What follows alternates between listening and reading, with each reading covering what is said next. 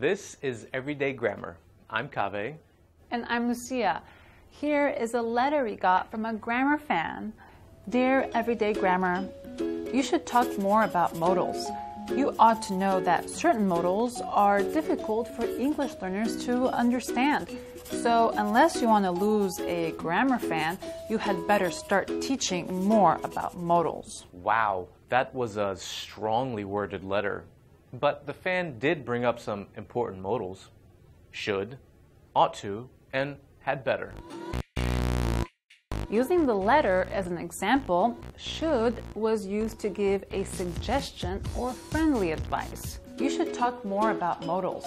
Ought to is for giving advice.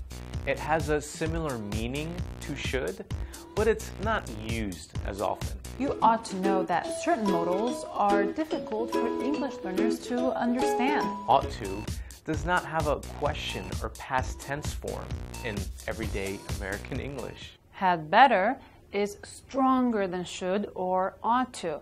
It really means you should or else. Had better suggests that something bad will happen if you don't follow the advice. In other words, it's a threat. Unless you want to lose a grammar fan, you had better start teaching more about modals.